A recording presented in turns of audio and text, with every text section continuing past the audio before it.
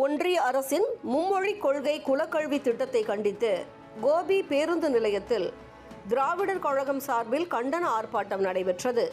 மும்மொழி கொள்கை குலக்கல்வி திட்டம் மும்மொழி கொள்கையை ஏற்காத மாநிலங்களுக்கு நிதி வழங்குவதில் பாரபட்சம் காட்டும் ஒன்றிய அரசை தமிழகம் உள்ளிட்ட பல்வேறு மாநிலங்கள் எதிர்ப்பு தெரிவித்து வருகின்றன. தமிழகத்தில் திமுக, திராவிடர் கழகம், காங்கிரஸ் உள்ளிட்ட பல்வேறு அரசியல் கட்சியினரும், சமூக ஆர்வலர்கள் மற்றும் கல்வியாளர்களும் ஒன்றிய அரசுக்கு கடும் எதிர்ப்பு தெரிவித்து வருகின்றனர். இந்நிலையில் கோபி மாவட்ட திராவிடர் கழக இளைஞரணி, மாணவரணி மற்றும் மகளிர் அணி சார்பில் ஒன்றிய அரசை கண்டித்து கோபி பேருந்து நிலையத்தில் மாநில மாணவரணி துணை செயலாளர் சிவபாரதி தலைமையில் ஆர்ப்பாட்டம் நடைபெற்றது.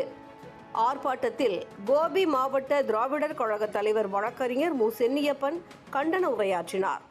மாவட்ட செயலாளர் குணசேகரன், காப்பாளர் சிவலிங்கம், பொதுக்குழு உறுப்பினர் யோகானந்தம், மாவட்ட இளைஞரணி தலைவர் அஜித்குமார், மாவட்ட மாணவரணி தலைவர் சூர்யா உள்ளிட்ட பலர் கலந்து கொண்டு ஒன்றிய அரசின் மும்மொழி கொள்கை, குலக்கல்வி திட்டம் மற்றும் மாநிலங்களுக்கு நிதி பகிர்வில் பாரபட்சம் காட்டி வரும் ஒன்றிய அரசை கண்டித்து முழக்கம் எழுப்பினர்.